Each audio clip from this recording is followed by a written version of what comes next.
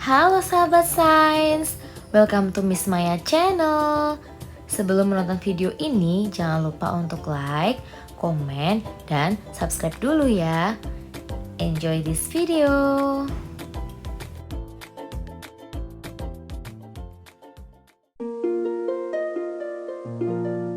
Halo sahabat sains, kembali lagi di channel YouTube Miss Maya. Pada video sebelumnya, kita telah membahas mengenai materi bab reaksi, kimia, dan dinamikanya. Nah, pada bab tersebut kita bagi menjadi 3 pembagian ya. Yang pertama yaitu mengenai reaksi kimia, yang kedua mengenai asam basa, dan yang ketiga mengenai energi dan laju reaksi kimia. Nah, pada video kali ini kita akan membahas latihan soal mengenai bab 5 tersebut. Simak videonya sampai selesai ya. Soal yang pertama, berikut ini yang merupakan contoh dari reaksi penggabungan adalah, nah sahabat sains perlu kita ingat bahwa reaksi penggabungan atau sintesis adalah reaksi di mana 2 atau lebih zat bereaksi untuk membentuk satu produk. Nah contohnya adalah reaksi hidrogen dan oksigen bergabung membentuk air. Jadi jawabannya adalah yang A. Soal nomor 2, produk yang dihasilkan dari reaksi netralisasi antara NaOH dan HCl adalah, nah reaksi netralisasi antara natrium hidroksida atau NaOH dan asam klorida atau HCl menghasilkan natrium klorida atau NaCl dan air atau H2O. Nah jadi jawabannya adalah yang A.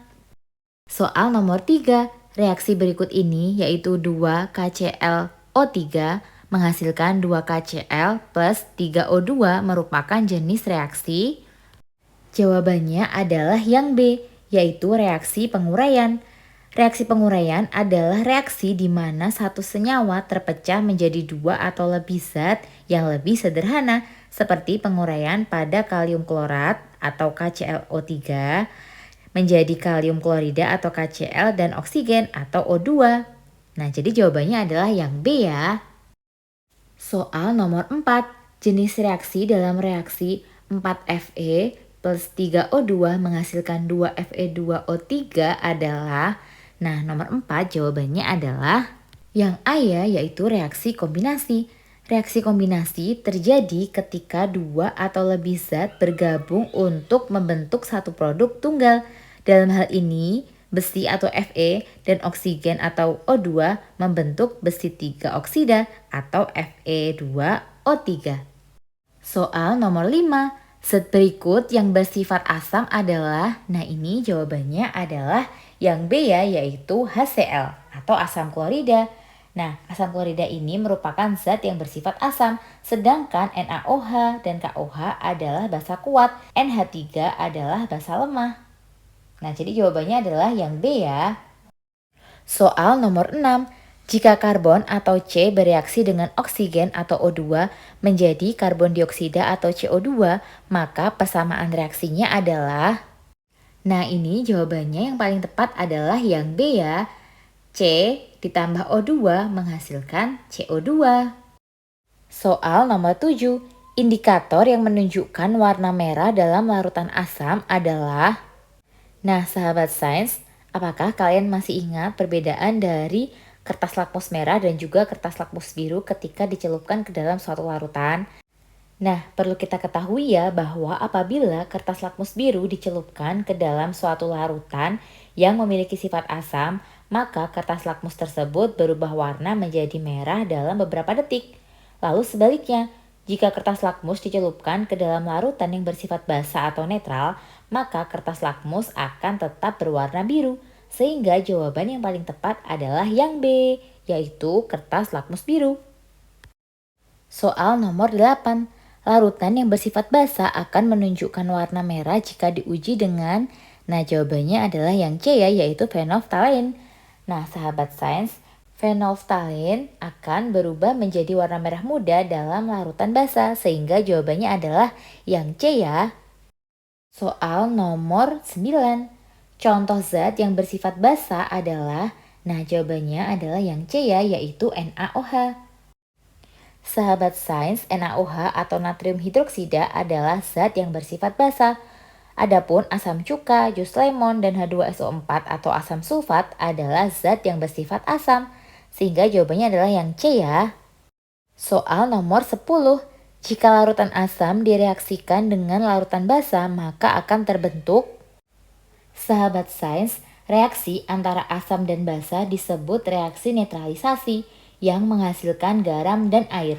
Contoh sederhana dari reaksi netralisasi adalah reaksi antara asam klorida atau HCl dan natrium hidroksida atau NaOH yang menghasilkan natrium klorida atau NaCl dan air atau H2O sebagai produk. Nah, jadi jawaban yang paling tepat adalah yang C ya. Soal nomor 11. Jika suatu larutan memiliki konsentrasi ion H+ yang tinggi, maka larutan tersebut, sahabat sains, larutan dengan konsentrasi ion H+ yang tinggi bersifat asam. Adapun larutan konsentrasi ion OH- yaitu bersifat basa, sehingga jawabannya adalah yang C ya, bersifat asam. Soal nomor 12. Indikator alami yang dapat digunakan untuk menguji sifat asam basa suatu larutan adalah. Nah, jawabannya yang paling tepat adalah yang B ya, yaitu ekstrak kubis. Ekstrak kubis ungu adalah indikator alami yang akan berubah warna sesuai dengan sifat asam atau basa dari larutan. Ketika ekstrak kubis ungu digunakan untuk menguji larutan yang bersifat asam, maka dia akan berubah menjadi merah. Sedangkan ketika digunakan untuk menguji larutan yang bersifat basa, maka dia akan berubah menjadi warna biru. Soal nomor 13. Salah satu ciri larutan basa adalah. Sahabat sains, perlu kita ingat bahwa ciri-ciri larutan basa antara lain adalah yang pertama memiliki rasa pahit, yang kedua memiliki tekstur yang licin, dan yang ketiga mengubah kertas lakmus merah menjadi biru. Sehingga jawaban yang paling tepat adalah yang C. Soal nomor 14. Sebuah reaksi kimia terjadi ketika hidrogen dan oksigen bereaksi membentuk air. Selama reaksi ini, energi dilepaskan ke lingkungan. Reaksi ini digolongkan sebagai reaksi, sahabat sains, reaksi yang melepaskan energi dalam bentuk panas ke lingkungan adalah termasuk jenis reaksi eksotermik. Contohnya yaitu pembentukan air dari hidrogen dan juga oksigen. Sehingga jawaban yang paling tepat adalah yang B. Soal nomor 15.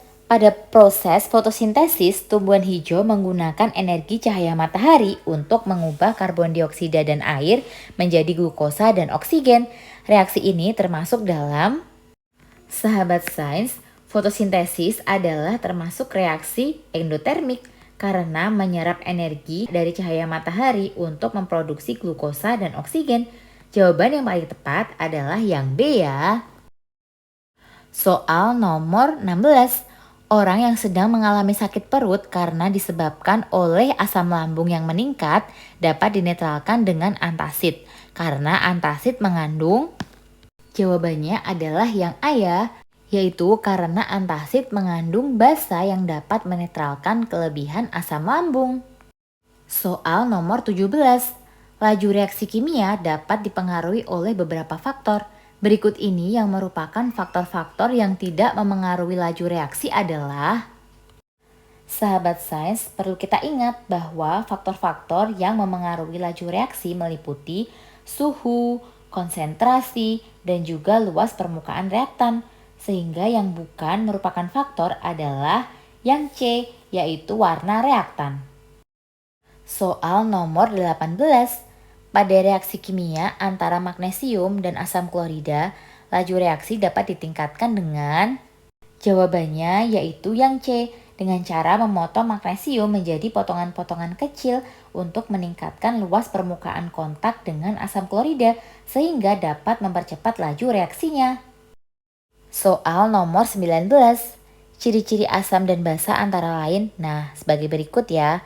Pertanyaannya adalah di antara ciri-ciri di atas yang merupakan ciri-ciri larutan asam adalah, jawabannya yaitu yang A ya, 1 dan 2. 1 yaitu bereaksi dengan sebagian besar logam dan 2 itu memerahkan kertas lakmus biru. Sedangkan pernyataan yang ketiga dan 4 itu merupakan ciri-ciri dari larutan basa. Soal nomor 20. Suatu larutan diukur menggunakan pH meter seperti pada gambar. Sifat dari larutan tersebut adalah, nah sahabat sains, gambar tersebut menunjukkan angka 7, di mana 7 ini merupakan sifat larutan yaitu netral, sehingga jawabannya adalah yang C. Nah, kalian tentu masih ingat kan, untuk larutan asam dia angkanya di bawah 7, sedangkan larutan yang bersifat basa dia angkanya di atas 7. Sehingga kalau 7 itu adalah merupakan larutan yang bersifat netral. Soal nomor 21, perhatikan tabel berikut. Berdasarkan tabel tersebut, larutan yang bersifat asam antara lain. Nah, sahabat sains, perlu kita ingat ya bahwa ketika larutan asam dimasuki oleh kertas lakmus berwarna merah, maka dia akan tetap merah. Sedangkan larutan asam ketika diuji dengan menggunakan lakmus biru, maka dia akan berubah menjadi merah. Nah, kita cari ya, mana yang paling tepat kira-kira. Maka kita cari kolom yang menunjukkan ketika diuji dengan kedua kertas tersebut menunjukkan warna merah. Nah, yaitu larutan yang B, larutan C, dan juga larutan F. Sehingga jawabannya adalah yang C ya. Soal nomor 22. Nah, ini tabelnya masih sama ya seperti soal sebelumnya. Pertanyaannya yaitu berdasarkan tabel tersebut, larutan A adalah larutan. Nah, perlu kita ingat juga bahwa larutan yang ketika dia berubah warna biru ketika dimasukkan kertas lakmus merah, maka dia bersifat basa. Sedangkan larutan yang ketika dimasukkan kertas lakmus biru, warnanya tetap biru, maka dia juga termasuk larutan basa. Sehingga larutan A ini merupakan larutan basa ya. Nah, kita cari opsi mana yang menunjukkan larutan yang bersifat basa. Nah, jawaban yang paling tepat adalah yang C, yaitu obat mah. Soal nomor 23. Pada suatu percobaan perubahan materi dicampurkan dua buah larutan bening dan tidak berwarna, sehingga menghasilkan endapan berwarna kuning. Percobaan tersebut merupakan perubahan kimia karena jawabannya adalah yang D ya, karena perubahan kimia merupakan perubahan benda atau zat tersebut yang bereaksi dengan zat lain yang menghasilkan suatu zat yang baru sebagai hasil dari suatu reaksi. Soal nomor 24, pengaruh luas permukaan terhadap laju reaksi adalah, jawabannya adalah yang B ya, yaitu semakin besar luas permukaan maka semakin cepat pula laju reaksinya.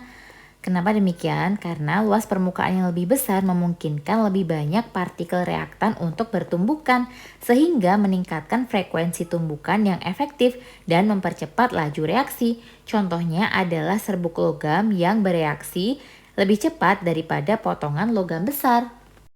Soal yang terakhir, berikut ini adalah beberapa contoh senyawa. Nah, senyawa yang dapat membirukan lakmus merah adalah, sahabat sains, perlu kita ingat bahwa senyawa yang dapat membirukan kertas lakmus merah adalah senyawa yang bersifat basa.